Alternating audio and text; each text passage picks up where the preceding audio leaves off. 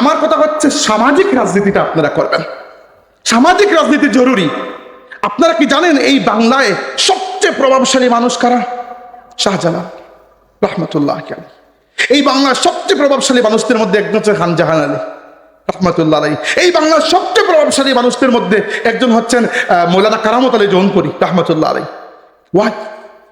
কারণ তারাও একটা রাজনীতি করেছেন। সেই রাজনীতি কি? সেই রাজনীতি হচ্ছে মানুষের সমাজ যখন পচে যায়, আল্লাহর ওলিরা মুজাদ্দিদের ভূমিকা নিয়ে এসে সমাজকে পরিবর্তন করে। রাজনীতি বলতে খালি ভোট নয়। মনে রাখবেন, আমি চাই আমাদের তরুণ ভাইয়েরা এই রাজনীতি করবেন। এটাকে রাজনীতি বলতে যদি আপনার খারাপ লাগে বলবেন, আমি বোঝানোর জন্য বলতেছি। এরকম না যে কোনো কিতাবে এটাকে রাজনীতি বলা হয়েছে, আমি বোঝানোর জন্য শব্দটা ব্যবহার করতেছি। আল্লামা ফুলতুলি সাহেব রহমতুল্লাহ আলাইহি বলুন, হযরত বালাউটি সাহেব রহমতুল্লাহ আলাইহি বলুন, এরা প্রভাবশালী কি জন্য? কারণ যারা প্রশাসন, পুলিশ, আমলা, এরা সমাজ পরিবর্তন করতে পারে না। এরা খালি আইন বানাইতে পারে, আর পিটাইয়া আপনার ওই আইন বানাইতে পারে। আর এই রুহানি পুরুষরা সমাজের জেহেনকে পরিবর্তন করে দিতে পারেন। ভাইয়েরা আমার, শেষ কথা, আমাদের জেহেন পরিবর্তন করাই লাগবে। ব্রিটিশের গোলামির দাগটা আমাদেরকে মাথা থেকে ফেলতে হবে, নইলে কাল ব্রিটিশ গেছে, পরে পাকিস্তান আসছে, পরে ইন্ডিয়া আমাদের উপর আসছে। দিন যাবে, কেউ না কেউ মাথার উপর উঠে নাচতে থাকবে আমাদের। আমরা কি চাই আমাদের মাথার উপর উঠে বিদেশি শক্তি নাচুক? চাই না। আমরা চাই আমাদের সমাজকে সুন্দর করতে। হ্যাঁ, ছোট রাষ্ট্র আমরা, কিন্তু তবুও ইজ্জত নিয়ে বাঁচতে চাই। আর ইজ্জত ইসলাম ছাড়া কেউ দিতে পারে না। ইজ্জত ইসলাম ছাড়া কেউ দিতে পারে না। আছে পার্থক্যটা কি? দুনিয়ার প্রত্যেকটা ধর্মে, আমি তার প্রত্যেকটা ধর্ম নিয়ে পড়ার সুযোগ হয় নাই, যা কিছু পড়ছি, মেজর যে রিলিজিয়ন গুলো ইসলাম ছাড়া, প্রত্যেকটা ধর্মে আপনি তিনটা জিনিস পাবেন কমন। প্রত্যেকটা ধর্মে একটা হচ্ছে, প্রত্যেকটা ধর্মের কিছু না কিছু আকীদা বিশ্বাস আছে। আমরা আল্লাহকে মানি, কেউ ঈশ্বর ভগবান মানে, কেউ গড বলে। আমরা নবীতে বিশ্বাস করি, হিন্দু ভাইয়েরা অবতারে বিশ্বাস করেন, তাই না? আমরা এক আল্লাহকে মানি, খ্রিস্টানরা তিন খোদাকে মানে, God the Father, God the Son, God the Holy Ghost. তারপরে হিন্দুদের দেবদেবীর সংখ্যা আরও বেশি, যদিও হিন্দু ধর্মে ঈশ্বর মূলত তিনজন, ব্রহ্মা, বিষ্ণু এবং শিব, কিন্তু আরও আছেন। এছাড়াও আরো পূজনীয় পূজ্য আছে, মানে একটা বিশ্বাস কিন্তু সব ধর্মেই আছে। বিশ্বাস না হলে ধর্ম থাকবে না। দুই নম্বর, সব ধর্মে কিছু না কিছু ইবাদত বন্দেগী আছে। ইবাদত বলেন, পূজা বলেন, ওয়ার্শিপ বলেন, হোয়াটএভার, মসজিদে গিয়ে কেউ করে, কেউ মন্দিরে গিয়ে, কেউ চার্চে, গির্জায়, বাট আছে কিছু না কিছু, সব ধর্মে আছে। তিন নম্বর, প্রত্যেকটা ধর্মে কিছু না কিছু রিচুয়ালস আছে। ধরে আপনি বাংলাতে বলতে পারেন রসুমাত।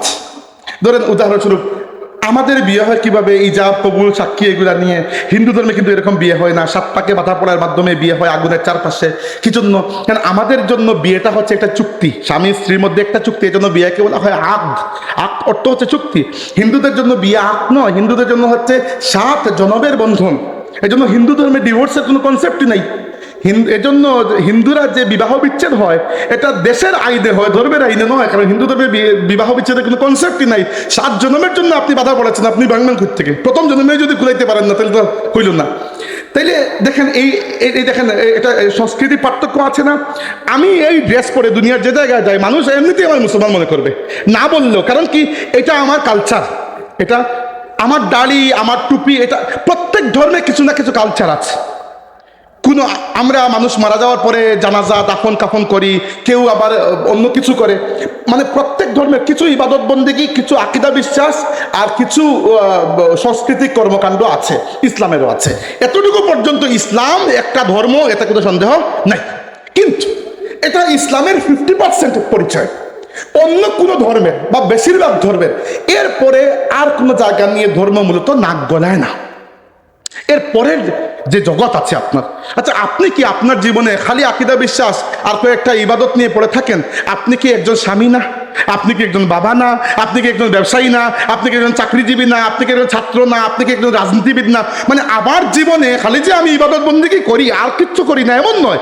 আমার জীবনে আরো বহু রুল প্লে করার মতো আছে। অন্য বেশিরভাগ ধর্ম আর কোনো জায়গায় কথাবার্তা বলে নাই, ছেড়ে দিয়েছে আপনার উপরে। এজন্য একটাকে বলা হয় ধার্মিক জীবন, একটাকে ধর্ম নিরপেক্ষ জীবন। বাট ইসলামের ধর্ম নিরপেক্ষতা বলতে কিছু নেই। কারণ কি? মানব জীবনের এমন কোন ক্ষেত্র বাকি নাই যে পরিসরে আল্লাহর হাবিব আমাদেরকে হেদায়ত দিতে বাকি রেখেছেন। ইসলাম প্রত্যেকটা ক্ষেত্র এবং পরিসরে আমাদেরকে পূর্ণাঙ্গ হেদায়ত দিয়ে তারপরে আল্লাহ ইসলামকে পরিপূর্ণ করে দিয়েছেন। এই জন্য ইসলামকে বুঝতে হলে অন্য ধর্মের সাথে তুলনা দিয়ে বোঝা সম্ভব নয়। ইসলাম আলাদা। ইসলামকে আল্লাহ বলেছেন আদ-দ্বীন, পরিপূর্ণ জীবন ব্যবস্থা, যার মধ্যে একজন মানুষ তার জীবনে যতটা ক্ষেত্র, যতটা পরিসরে ফাংশন করে, প্রত্যেকটা ক্ষেত্র এবং পরিসরে পর্যাপ্ত হিদায়ত ইসলাম দিয়ে দিয়েছে। তবে হ্যাঁ, ইসলাম ব্যক্তি জীবনে হেদায়ত বেশি দিয়েছে, সামষ্টিক জীবনে একটু কম দিয়েছে। কি জন্য? কারণ ব্যক্তি মানুষ হিসাবে যদি আপনি ঠিক হয়ে যান, কাল যখন আপনি ব্যবসায়ী হবেন ওটাও ঠিক হবে, কাল যখন আপনি রাজনীতিবিদ হবেন ওটাও ঠিক হবে, কাল যখন আপনি পার্লামেন্টে যাবেন ওই জায়গায় আপনি ঠিক থাকবেন। এই জন্য ব্যক্তিকে ইসলাম মূলত শুধরাতে চেয়েছে এবং ব্যক্তির মাধ্যমে সমাজকে, সমাজের মাধ্যমে রাষ্ট্রকে শুধরাতে চেয়েছে। এবার ইসলামের অন্যান্য অনুষঙ্গ নিয়ে একটু কথা বলি, খুব বেশি সময় তো নাই, আধা ঘন্টার মতো আছে। ইসলামের অন্যান্য জায়গায় আমি একটু টাচ দিই। আকাইদ নিয়ে আমি কথা বলবো না, এজন্য কারণ ইসলামী আকিদা সম্পর্কে আপনাদের সবার জানা আছে। মৌলিক আকিদাগুলো আল্লাহর রাসূল আমাদেরকে বলে গিয়েছেন। সহিহ বুখারী সহ হাদিসের এমন কোন কিতাব আমি পড়ি নাই যে কিতাবের মধ্যে হাদিসে জিবরিল আপনি পাবেন না। মিশকাত থেকে শুরু করে প্রত্যেক হাদিসের মধ্যে পাবেন। হাদিসে জিবরিল এমন একটা হাদিস, যে হাদিস ইসলামের ব্যাপারে, ইমানের ব্যাপারে আমাদের মৌলিক চিন্তাধারাগুলো খুলে দেয়। তো এই হাদিসের মধ্যে ফেরেশতা জিবরাইল আলাইহিস সালাম মানুষের সুরতে এসে আল্লাহর রাসূলকে জিজ্ঞেস করেছেন, ইসলাম সম্পর্কে বলুন, ইমান সম্পর্কে বলুন, ইহসান সম্পর্কে বলুন। আল্লাহর নবী সবগুলো সম্পর্কে আমাদেরকে বলেছেন। তো ইসলাম সম্পর্কে বলতে গিয়ে আল্লাহর নবী ইসলামকে 5টা কাজের সমষ্টি বলেছেন। ইসলাম হচ্ছে আনতাশহাদা আল্লা ইলাহা ইল্লাল্লাহ ওয়া আন্না মুহাম্মাদার রাসূলুল্লাহ ওয়া ইকামাস সালাহ ওয়া ইতাআজ যাকাত ওয়াল হজ ওয়া সাওম রমাদান। ইসলাম হচ্ছে যাকে আমরা কালিমা, নামাজ, রোজা, হজ, যাকাত মনে করি বা বলি। এরপরে ইমান। ইমান হচ্ছে মূলত 6টা বিষয়ে বিশ্বাস করার নাম। আল্লাহর প্রতি ইমান, ফেরেশতার প্রতি, আখিরাতের প্রতি, সমস্ত নবী রাসূলের প্রতি, আসমানি কিতাবের প্রতি এবং তাকদীরের প্রতি। তাই ইমান নিয়ে আমি আকাইদ নিয়ে বিশেষ কথা বলতে চাই না, এগুলো আপনারা জানেন। 2 নম্বর আসলে ইবাদত বন্দেগী, এটাও আপনারা জানেন, বলতে চাই না। 3 নম্বর ইসলামের সংস্কৃতি, ইসলামের রাজনীতি, ইসলামের অর্থনীতি, এইগুলা নিয়ে একটু টাচ করতে চাই, যেহেতু এগুলা নিয়ে কম বলা হয়। এবার মনে রাখবেন, ইসলামের প্রত্যেকটা কাজের একটা বাহ্যিক নিয়ম আছে, একটা এর রুহানিয়ত আছে। ইসলামের প্রত্যেকটা বিষয়ের একটা বাহ্যিক অবস্থা আছে, একটা রুহানিয়ত আছে। বাহ্যিকতা কি? বাহ্যিক হচ্ছে আমি নামাজে দাঁড়ালাম, কিয়াম করলাম, আল্লাহু আকবার বলে তাকবীর তাহরিমা, এরপরে রুকু, এরপরে সুজুদ, এইগুলা হচ্ছে নামাজের বাহ্যিকতা। নামাজের নিজস্ব একটা রুহানিয়ত আছে। নামাজের রুহানিয়তটা কোনটা? গায়াতুল হুব্বি ওয়া গায়াতুল যুল্লি ওয়াল খুদু। নামাজ কি চায় আপনার কাছ থেকে? যে আল্লাহর প্রতি শেষ দরজার মহব্বত আপনি পোষণ করবেন, আর আল্লাহর সামনে নিজেকে একেবারে অসহায় বানিয়ে বিছিয়ে দেবেন। এই 2টা হচ্ছে নামাজের রূহ। প্রত্যেক ইবাদতের রূহ হচ্ছে এই 2টা। এভাবে ইসলামিক জীবন ব্যবস্থার একটা অঙ্গ আপনি ধরেন, উদাহরণস্বরূপ ইসলামের বিচার ব্যবস্থা। আল্লাহ তাবারাকা ওয়া তাআলা কুরআন শরীফে আমাদেরকে স্পষ্ট বলেছেন, ইন্নাল্লাহা ইয়া'মুরু বিল আদলি ওয়াল ইহসান। যদি আরেকটা ভুল হয় আল্লাহ মাফ করুক, আরেকটা মনে আসছে না। আল্লাহ তাবারাকা ওয়া তাআলা ইসলামকে ন্যায় এবং ইনসাফের দ্বীন বানিয়ে আমাদের জন্য পাঠিয়েছেন। কিন্তু আমাদের মুসলিম উম্মার দুর্বলতা হচ্ছে যে আমরা, আমাদের ইতিহাসটা যদি আপনি দেখেন একটু, রাসূল আকরাম সাল্লাল্লাহু আলাইহি ওয়াসাল্লাম দুনিয়া থেকে বিদায় নিয়েছেন 632 খ্রিস্টাব্দে। এরপরে আল্লাহ নবী সাল্লাল্লাহু আলাইহি ওয়াসাল্লামের পরে সাহাবায়ে কেরামের মাধ্যমে রাসূল আকরাম সাল্লাল্লাহু আলাইহি ওয়াসাল্লামের আদর্শের উপর ভিত্তি করে দুনিয়াতে একটা খিলাফত ব্যবস্থা কায়েম করা হয়েছে, যার নাম হয় খিলাফতে রাশিদাও আমরা বলি, অথবা হাদিসে এরকম এসেছে আল খিলাফতু আলা মিনহাজিন নবুওয়াহ। এটা ছিল 30 বছর। এখানে 4 জন খলিফা বা 5 জনও ধরতে পারেন। আবু বকর রাদিয়াল্লাহু আনহু থেকে শুরু হয়েছে, ওমর ইবনে খাত্তাব, উসমান ইবনে আফফান, আলী ইবনে আবি তালিব, এরপরে 6 মাস হাসান ইবনে আলী রাদিয়াল্লাহু আনহু। এরপরে এসেছে মুসলমানদের মুলুকিয়ত, বাদশাহী, রাজতন্ত্র, যেখানে রাজা ভালোও ছিলেন, খারাপও ছিল। উমর ইবনে আব্দুল আজিজের মতো মানুষ ছিলেন, আবার ইয়াজিদের মতো মানুষও ছিল, ভালো খারাপ মিলিয়েছিল, কিন্তু ক্ষমতা ছিল মুসলমানদের হাতে। এইভাবে ইসলামের যে একটা সয়লাব দুনিয়াতে ছড়িয়ে পড়েছে, উমর রাদিয়াল্লাহু আনহুর সময় অর্ধজাহান, এবং এরপরে খিলাফতে রাশিদা, বনু উমাইয়া, বনু আব্বাস, এদের হাতে ইসলামের যে বিজয় মশাল, মুসলমানরা প্রায় 1250 বছর দুনিয়ার নেতৃত্ব দিয়েছেন। এবং এই নেতৃত্বের ইতিহাসগুলো যদি আপনারা একটু পড়েন, হীনমন্যতা দূর হয়ে যাবে। ওই সময় ইউরোপ ছিল অন্ধকারে ডুবন্ত। আপনার কি মনে হয় তারেক ইবনে জিয়াদ যদি 711 খ্রিস্টাব্দে গিয়ে স্পেন এবং পর্তুগাল বিজয় করতে পারেন, তিনি আরেকটু হেঁটে গিয়ে লন্ডনকে বিজয় করতে পারতেন না? পারতেন, করেন নাই। কি জন্য? এই গরুর বাগান বিজয় করে হবেটা কি? লন্ডন কিছুই ছিল না।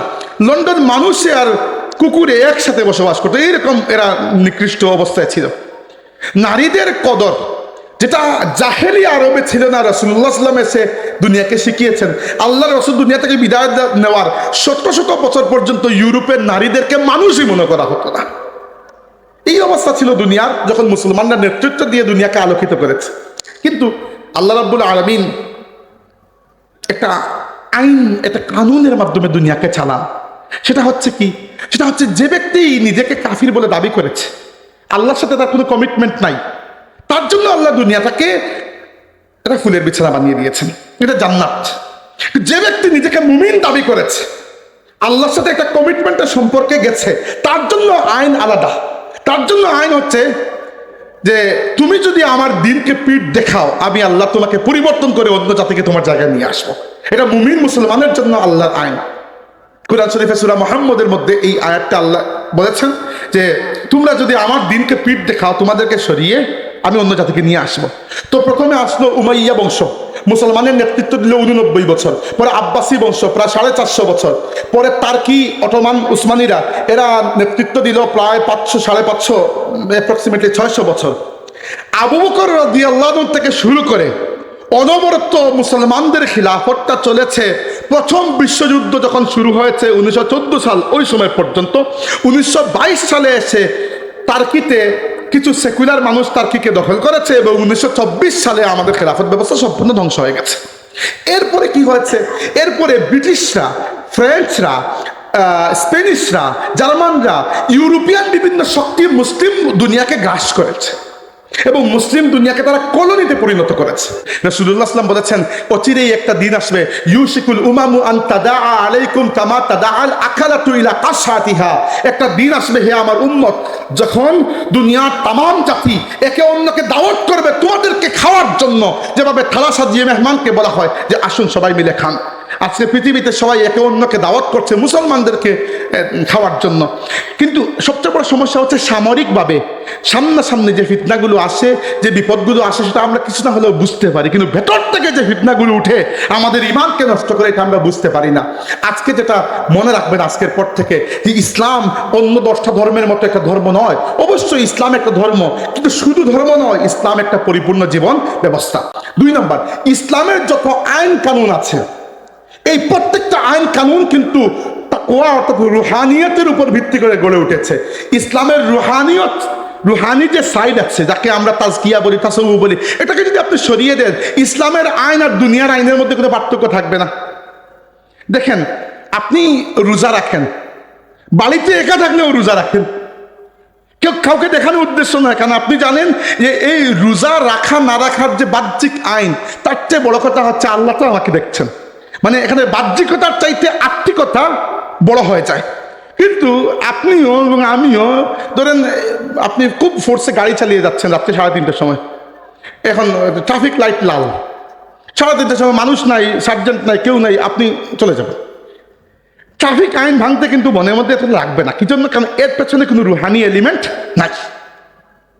ইসলামের মূল সৌন্দর্য হচ্ছে তার রুহানিয়তের মধ্যে। ইসলামের মূল সৌন্দর্যটাই হচ্ছে তার রুহানিয়তের মধ্যে। ইসলামের যতটা আইন, প্রত্যেকটা আইনকেও আপনি ফাঁকি দিতে পারবেন যদি এর সাথে তাকওয়া না থাকে। এরকম হয়, মানুষ যাকাত না দেওয়ার জন্য কত কায়দা কানুন করে। 1-2 জন মাঝে মধ্যে আমাকে মাসলা জিজ্ঞেস করেন, এই মাসলার প্রশ্নগুলো আসে কোথা থেকে? মানে এত চিকনা বুদ্ধি মানুষের, এটা চিন্তা করে অবাক লাগে যে যাকাত না দেওয়ার জন্য কত কেরান চিজে করা যায়। ওনাকে গিফট করা, ওনাকে এইটা করা, ওনাকে ওইটা করা।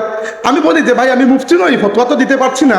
ঠিক আছে, 2-4 জন মুফতিকে জিজ্ঞাসা করে ফতোয়া দেবো, কিন্তু আপনার বুদ্ধির প্রশংসা করতে হবে যে আপনি এত কেরাঞ্চি জানেন যাকাত না দেওয়ার জন্য। আপনি, ইসলামের মূল হচ্ছে রুহানিয়ত। এবং ওয়াল্লাহি আমি দুনিয়া দেখা মানুষ, আমি দুনিয়ার এ প্রান্ত থেকে ও প্রান্ত মোটামুটি সফর করেছি। সারা দুনিয়া করি না, কিন্তু বেশ কয়েকটা দেশ করেছি, 20টার তো আশেপাশে হবেই। আমি যেটা দেখেছি, আগামী দিনে দুনিয়াতে ইসলাম ছাড়া আর কোনো ধর্ম থাকবেই না। কি জন্য বলছি? নাম থাকবে কিন্তু অন্য কোনো ধর্মের মধ্যে রুহানিয়তটা অবশিষ্ট নাই। ইউরোপকে আপনি খ্রিস্টান মনে করেন, বেসরদিক ইউরোপ থেকে বেশি নাস্তিক হয়ে বসে আছে। বুঝতে পেরেছেন? কারণ কি, ইসলাম মানুষকে জীবনের একটা উদ্দেশ্য দিতে পারে, অন্য কোনো ধর্ম জীবনের উদ্দেশ্য দিতে পারে নাই। ইসলাম মানুষকে শুধুমাত্র আখেরাতের কল্যাণের স্বপ্ন দেখায় না, ইসলাম মানুষকে দুনিয়াতেও একটা কল্যাণকর জীবন ব্যবস্থার স্বপ্ন দেখায়। আপনি কি মনে করেন আজকের পৃথিবীতে, এই যে ইসলামের ন্যায় ব্যবস্থা নিয়ে বলছিলাম, আর একটু বলি, আজকের পৃথিবীতে যে ন্যায় ব্যবস্থা টিকে আছে, যে ন্যায় ব্যবস্থা প্রতিষ্ঠিত হয়েছে, এই ন্যায় ব্যবস্থার যে মূল ফাউন্ডেশন, সেই ফাউন্ডেশন দুনিয়াকে শিক্ষা দিয়েছেন মুহাম্মদুর রাসূলুল্লাহ সাল্লাল্লাহু আলাইহি ওয়াসাল্লাম। কিভাবে?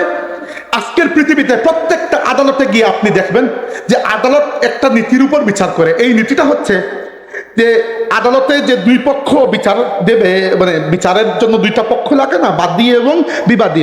বাদী হচ্ছে সে যে অ্যাকিউজার, যে যে মানে বিচার দেয়, আর বাদী হচ্ছে যার উপর বিচার দেওয়া হয়। দুনিয়ার সব আদালতে, বাংলাদেশ থেকে আমেরিকা পর্যন্ত সব জায়গায় এই নিয়ম মানা হয়, যে বিচার দিছে প্রমাণ তাকে দিতে হবে।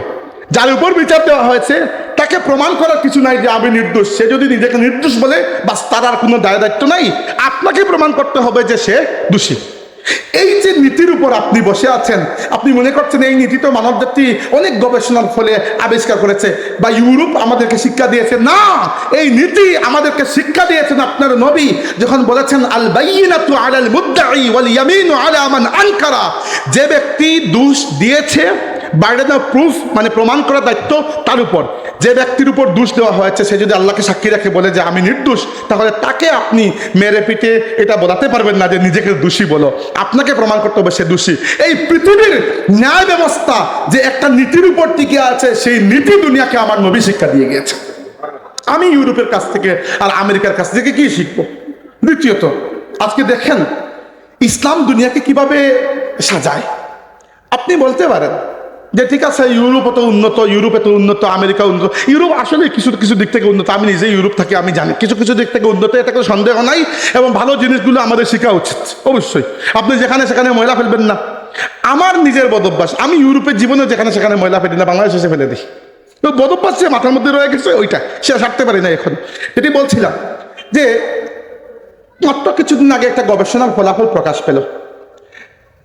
দুনিয়ার মধ্যে আরব জাহান আর পশ্চিমা জগতের মধ্যে কিছু কিছু ক্ষেত্রে একটা কম্পেয়ার করেছিলেন কয়েকজন গবেষক। এর মধ্যে দেখা গেছে আর আরব জাহান মানে যেটা মুসলিম জাহান আর ইউরোপের মধ্যে নারীর সুরক্ষার ক্ষেত্রে ইউরোপ আরবের চাইতে নারীদের জন্য বহুগুণ বেশি অরক্ষিত জায়গা। নারীরা ইউরোপের তুলনায় আরবে তাদের সম্ভ্রমের দিক থেকে, সম্ভ্রমের হেফাজতের দিক থেকে বহুত বেশি সুরক্ষিত, বহুত বেশি সুরক্ষিত। যে সমাজকে আমরা আধুনিক বলি, সেই সমাজ আল্লাহর রাসূল এসে দুনিয়াকে পেয়েছেন এইরকম যে এই জাহেলিয়াতের যুগে দুনিয়াতে নারীদেরকে একটা পণ্য বানিয়ে রাখা হয়েছে। আল্লাহর রাসূল নারীকে মানুষের মর্যাদা দিয়েছেন, শুধু মানুষের মর্যাদা দেন নাই, নারীর পায়ের নিচে আমাদের বেহেস বানিয়ে দিয়েছেন, মানে মায়ের পায়ের নিচে। আর ইউরোপে, আমেরিকায় আজকের দিন পর্যন্ত নারীকে পণ্য হিসাবে ব্যবহার করা হয়। আজকের দিনেও আপনি বিলবোর্ডে দেখবেন প্রত্যেকটা অ্যাডভার্টাইজে একজন নারীর ছবি, এবং এই নারীকে কোনো ডিগনিফাইড নারী, কোনো সম্মানী নারী মনে হয় নাই, কারণ তাকে বলা হয়েছে যে এইরকম চললে তোমাকে আমরা সুন্দর বলবো, আর ওই রকম চললে সুন্দর বলবো না। এই জন্য আপনার চোখে সুন্দর হওয়ার জন্য সে তার জিন্দগি কুরবান করে দিচ্ছে। তাইলে এই নারী তো পণ্য ছাড়া কিছু নয়। আগামীতে ইসলাম ছাড়া আর কিছু থাকবে না, কিছু না আমি বলছি, এটা কোনো কনস্পিরেসি বা কোনো ষড়যন্ত্রের কথা নয়। এজন্য বলছি যে ইসলাম ছাড়া আর কেউ দুনিয়া এবং আখিরাতের কল্যাণকর একটা রুহানি জীবন ব্যবস্থা দিতে পারে নাই। এরপরে আসেন অর্থ ব্যবস্থায়। এই পৃথিবী দুইটা অর্থ ব্যবস্থা দেখেছে, এর বিচার ব্যবস্থা বললাম, অর্থ ব্যবস্থা দেখেছে। এটাকে বলা হয় পুঁজিবাদ, ক্যাপিটালিস্ট সোসাইটি। এটাকে বলা হয় কমিউনিস্ট সোসাইটি বা কমিউনিজম। কমিউনিজম কি বলে? যে সমস্ত সম্পদের মালিক রাষ্ট্র, রাষ্ট্রে যারা যতটুকু দেবে সে ততটুকু খাবে। আর ক্যাপিটালিজমে কি বলা হয়? যে যা ইচ্ছা কামাও, যা ইচ্ছা খরচ করো, রাষ্ট্রকে তার ট্যাক্স দিয়ে দাও, এরপরে তোমার উপর আর সমাজের কোনো জিম্মাদারি নেই। তো এই ক্যাপিটালিস্ট সোসাইটি কারা? যেমন আমেরিকা, আমেরিকায় আপনি যান, নিউ ইয়র্কের সবচেয়ে ধনী এলাকা হচ্ছে ম্যানহাটন। ম্যানহাটন যে এলাকাটা, ওই এলাকার উত্তর পাশে দক্ষিণ পাশে রাত দিন পার্থক্য। এক পাশে দেখবেন আপনি আকাশচুম্বী বিল্ডিং আর বিলিয়নিয়ার কোটিপতিরা বাস করেন, আর ঠিক ওই পাশে সাবার্ব যেখানে, ওইখানে দেখবেন হোমলেস মানুষ, এমন মানুষ বাস করে নিউ ইয়র্কে যাদের ঘর বাড়ি নাই, এরা ব্রিজের নিচে বসবাস করে। ক্যাপিটাল সোসাইটি দুনিয়াকে এইটা দিয়েছে। আর কমিউনিস্ট সোসাইটি কি দিয়েছে? কমিউনিজম এসেছিল রাশিয়ায়, এক কমিউনিস্ট শাসক স্টালিন নাম ছিল, 5 কোটি মানুষকে হত্যা করেছে, 5 কোটি মানুষকে কমিউনিস্ট হত্যা করেছে। আর ইসলামের অর্থনৈতিক ব্যবস্থা কি? ইসলাম সমস্ত মালিকানা রাষ্ট্রের হাতে ছেড়ে দেয় নাই। ইসলাম ব্যক্তি মালিকানায় বিশ্বাস করে। ইসলাম একটা প্রতিযোগিতার ক্ষেত্রকে সমর্থন করে যে ঠিক আছে বাজারে প্রতিযোগিতা থাকবে, কিন্তু প্রতিযোগিতা থাকবে প্রথমত হালাল দ্রব্যের মধ্যে, হারাম আর হালালের মিক্সারে কোনো প্রতিযোগিতা থাকবে না। তাইলে ইসলাম প্রথমত ক্ষতিকর জিনিসকে সরিয়ে দিল, সমাজকে এটা ঠিক দিকে নিয়ে গেল। 2 নম্বর, ইসলাম বলে ঠিক আছে প্রতিযোগিতা করো, আপনিও রেস্টুরেন্ট দেন আমিও রেস্টুরেন্ট দিই, যার বিরিয়ানি মজা মানুষ ততটা খাবে। কিন্তু দেখা গেল এরকম প্রতিযোগিতার বাজার খুলে দিলে কেউ না কেউ মেধার জুড়ে এগিয়ে যাবে, কেউ না কেউ মেধার কারণে পিছিয়ে যাবে, তাই না? এই যে গ্যাপ হয়েছে, আল্লাহ রাব্বুল আলামিন এই গ্যাপটাকেও রাখেন নাই, যাকাতের মাধ্যমে এই গ্যাপটাকেও ইসলাম পরিপূর্ণ করে দিয়েছে। তোমার ভাই যে তোমার সাথে রেস শুরু করেছিল, পেছনে পড়ে গেছে, তোমার ভাইকে ফিতরা দিয়ে, যাকাত দিয়ে, টান দিয়ে তুলে তোমার পর্যায়ে নিয়ে আসো। মানে একটা সমাজে আপনি একলা ধনী, আর বাকি মানুষের ঘর নাই, বাড়ি নাই, রাস্তা নাই, ঘাট নাই, একলা আপনি বিল গেটস হয়ে গেলে কি করবেন? এই জন্য ইসলামের যাকাত ব্যবস্থাটা হচ্ছে একটা bridge between rich and poor. এটা ব্রিজ, ইসলাম এর মাধ্যমে ব্রিজ কায়েম করে। আসলে ইসলামের রাজনৈতিক ব্যবস্থায়, ইসলামের রাজনৈতিক ব্যবস্থা মূলত টিকে আছে 2টা কথার উপরে। একটা হচ্ছে ওয়ামা কানা লিমুমিনিন ওয়ালা মুমিনাতিন ইযা কাদাল্লাহু ওয়া রাসূলুহু আমরান আন ইয়াকুনা লাহুমুল খিয়ারাতু মিন আমরিহিম। আল্লাহ এবং রাসূল যখন সরাসরি কোনো বিষয়ে আদেশ করে ফেলেন, এরপরে সেখানে কোনো মুমিন পুরুষ বা নারীর আর কোনো ইখতিয়ার, অপশন, বিকল্প থাকে না। অতএব সংসদে আপনি আইন প্রণয়ন করতে পারবেন, কিন্তু যে জায়গায় আল্লাহ এবং রাসূল সরাসরি কোনো জিনিসকে হুরমতের হুকুম দিয়েছে যে এটা হারাম, এটা সারা দেশের মানুষ ভোট দিলেও এটা হালাল হবে না। আর যে জায়গায় আল্লাহ এবং রাসূল সরাসরি হুকুম দেন নাই, এখানে কি? এখানে হচ্ছে আমরুহুম শুরা বাইনাহুম, তোমাদের মধ্যে কাজ চলবে মাশওয়ারা, পরামর্শের ভিত্তিতে। এজন্য পরামর্শের ভিত্তিতে কাজ করার ব্যাপারে ইসলামের নির্দেশ আছে, তবে সেই পরামর্শ কোন জায়গায়? হালালের মধ্যে। এটাই ইসলামী রাজনীতির মূল কথা। ধরুন আপনি আপনার বাড়িতে দাওয়াত দিচ্ছেন, চিন্তা করলেন যে বাইরে শরবত খাওয়াবো, কি শরবত খাওয়াবো? 3টা অপশন আছে, রুহ আফজা আছে, ট্যাং শরবত আছে, আর বলেন সেজান জুস বা আরো কি কি হোয়াট এভার আছে। এই 3টার মধ্যে কোনটা খাওয়াবো? বুট করে ফেলেন, সমস্যা নাই। এখানে বুট জায়েজ, বিকজ সবকিছু হালাল, এর মধ্যে বুট জায়েজ। কিন্তু যদি এখানে একটা হারাম হয়ে যায়, একটা যদি অ্যালকোহল হয়ে যায়, আর আপনি বুট করতে পারবেন না, কিন্তু হালাল আর হারামের মধ্যে কোনো বুট হবে না। এই হচ্ছে ইসলামী রাজনীতির মূল কথা। রাজনীতি বললে মানুষ খালি দল মনে করে, দল একটা খুব ছোট বিষয়। রাজনীতি বললে মানুষ খালি ভোট মনে করে, রাজনীতি বিশাল জিনিস, ভোটের একটা অংশ মাত্র। হ্যাঁ, বাংলাদেশের মানুষের ভোট নিয়ে বিপুল আগ্রহ, অভাব নেই আগ্রহের। আমাদের সবচেয়ে বেশি আগ্রহ হচ্ছে নির্বাচন নিয়ে। ঠিক আছে, আমি চাই আপনারা রাজনীতি করবেন, ভোটের রাজনীতি করবেন কিনা সে বিষয়ে আমার কোনো কথা নাই, করলে করেন, না করলে নাই, যারা ইচ্ছা ভোট দেন। আমার কথা হচ্ছে সামাজিক রাজনীতিটা আপনারা করবেন। সামাজিক রাজনীতি জরুরি। আপনারা কি জানেন এই বাংলায় সবচেয়ে প্রভাবশালী মানুষ কারা? শাহজালাল রহমতুল্লাহ আলাইহি। এই বাংলার সবচেয়ে প্রভাবশালী মানুষদের মধ্যে একজন হচ্ছে খান জাহান আলী রহমতুল্লাহ আলাইহি। এই বাংলার সবচেয়ে প্রভাবশালী মানুষদের মধ্যে একজন হচ্ছেন মৌলানা কারামত আলী জৌনপুরি রহমতুল্লাহ আলাইহি। ওয়াই? কারণ তারাও একটা রাজনীতি করেছেন। সেই রাজনীতি কি? সেই রাজনীতি হচ্ছে মানুষের সমাজ যখন পচে যায়, আল্লাহর ওলিরা মুজাদ্দিদের ভূমিকা নিয়ে এসে সমাজকে পরিবর্তন করে। রাজনীতি বলতে খালি ভোট নয়, মনে রাখবেন। আমি চাই আমাদের তরুণ ভাইয়েরা এই রাজনীতি করবেন। এটাকে রাজনীতি বলতে যদি আপনার খারাপ লাগে বলবেন, আমি বোঝানোর জন্য বলতেছি। এরকম নয় যে কোনো কিতাবে এটাকে রাজনীতি বলা হয়েছে, আমি বোঝানোর জন্য শব্দটা ব্যবহার করতেছি। আল্লামা ফুলতলি সাহেব রহমতুল্লাহ আলাইহি বলুন, হযরত বালাউটি সাহেব রহমতুল্লাহ আলাইহি বলুন, এরা প্রভাবশালী কি জন্য? কারণ যারা প্রশাসন, পুলিশ, আমলা, এরা সমাজ পরিবর্তন করতে পারে না, এরা খালি আইন বানাইতে পারে, আর পিটাইয়া আপনার ওই আইন বানাইতে পারে। আর এই রুহানি পুরুষরা সমাজের জেহেনকে পরিবর্তন করে দিতে পারেন। ভাইয়েরা আমার, শেষ কথা, আমাদের জেহেন পরিবর্তন করাই লাগবে।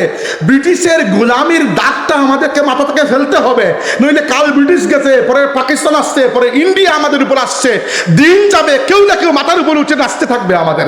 আমরা কি চাই আমাদের মাথার উপর উঠে বিদেশি শক্তি নাচুক? চাই না। আমরা চাই আমাদের সমাজকে সুন্দর করতে। হ্যাঁ, ছোট রাষ্ট্র আমরা, কিন্তু তবুও ইজ্জত নিয়ে বাঁচতে চাই।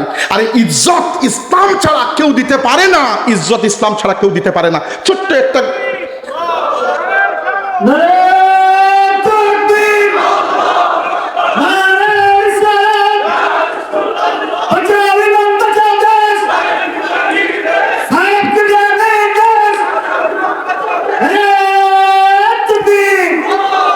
আজানের সময় হয়ে গেছে, একটা হাদিস বলে খালি বক্তব্য শেষ করবো, 7টা বেজে গেছে।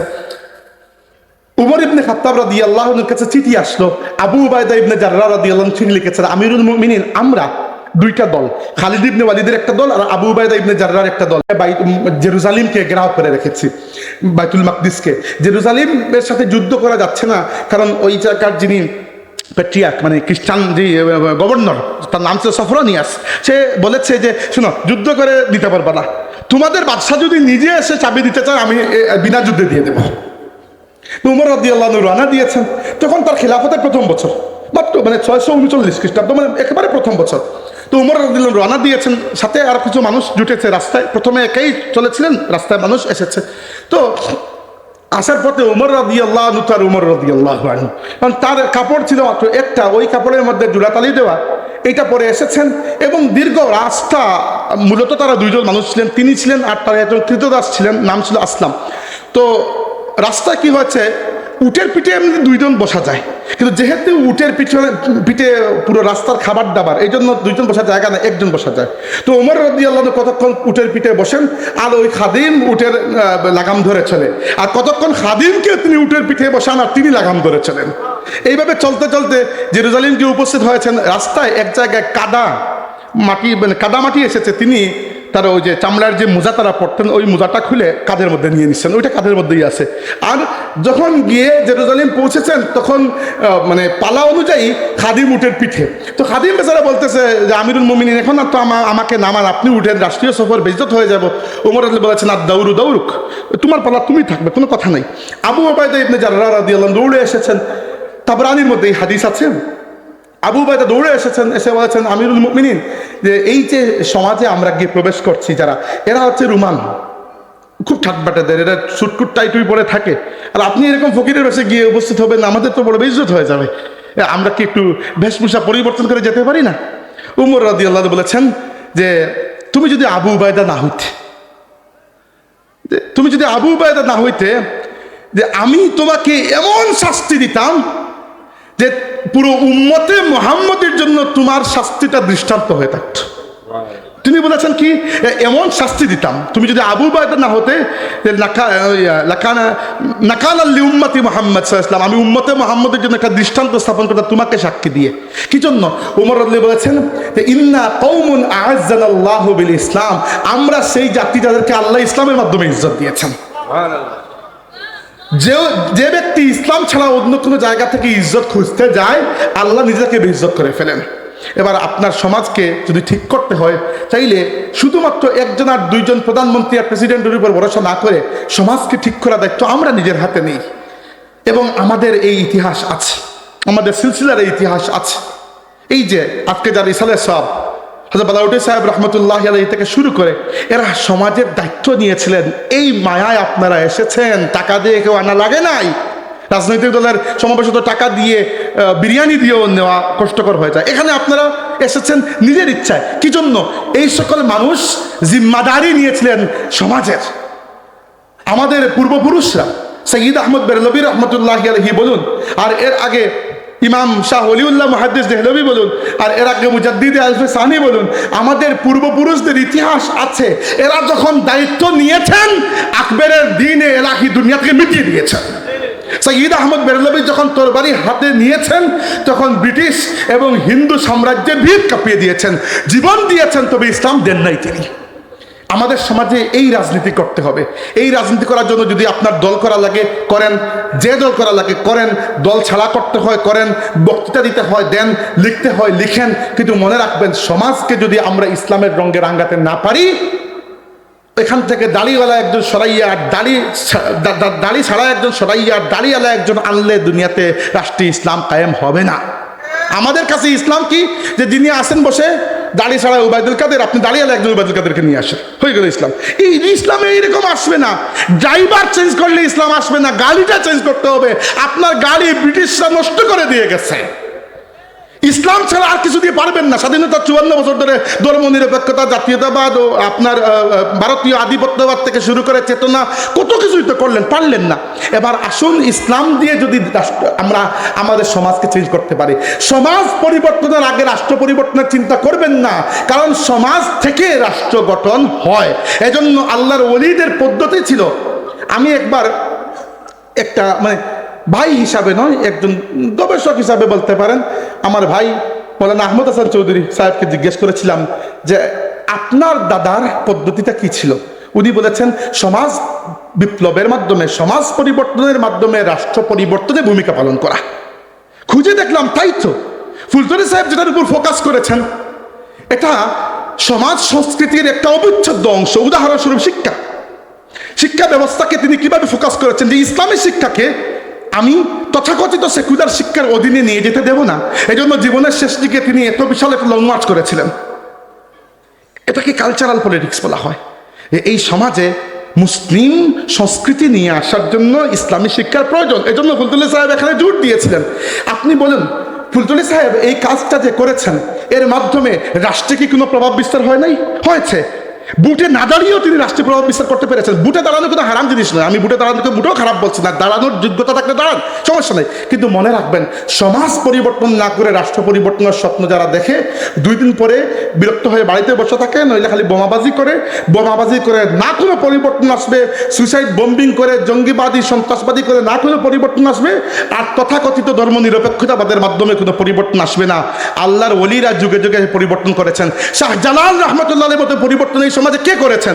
এসেছেন ইয়ামেন থেকে তার্কি হয়ে, একজন বিদেশি মানুষ, তিনি এসে পুরো বাংলাকে তিনি জনমিতি পরিবর্তন করে দিয়েছেন। হিন্দু বাংলাকে তিনি মুসলিম বাংলা করে দিয়েছেন।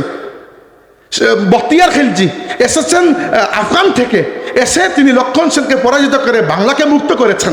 এই হচ্ছে আমাদের রাজনৈতিক ইতিহাস। আল্লাহর ওলিদের ইতিহাস হচ্ছে আমাদের ইতিহাস। এজন্য আপনারা সবাই সমাজ পরিবর্তনের দায়িত্ব নিন। আলা কুল্লুকুম রাইন ওয়া কুল্লুকুম মাসউলুন আন রাইয়াতিহি। জেনে রাখবেন প্রত্যেকেই দায়িত্বশীল এবং প্রত্যেককে আল্লাহ তার দায়িত্বের ব্যাপারে জিজ্ঞাসা করবেন। আপনারা তরুণ যারা আছেন লেখাপড়া করবেন, এটা তো অবশ্যই করবেন, কিন্তু মনে রাখবেন সমাজের দায়িত্ব আপনাকে নিতে হবে, এরপরে রাষ্ট্রের দায়িত্ব আপনাকে নিতে হবে। আর এটা সেই পদ্ধতিতে নিতে হবে যে পদ্ধতি আল্লামা ফুলতলি সাহেব রহমতুল্লাহি আলাইহি এবং তার খোলাফা, বিশেষ করে হযরত বালাউটি সাহেবের মতো মানুষ আমাদেরকে দেখিয়ে দুনিয়া থেকে বিদায় নিয়েছেন। তাদের রেখে যাওয়া চেয়ারগুলো দেখে যেন মনে না হয় যে অযোগ্যরা বসে গেছে, আমরা যেন অযোগ্য না হই।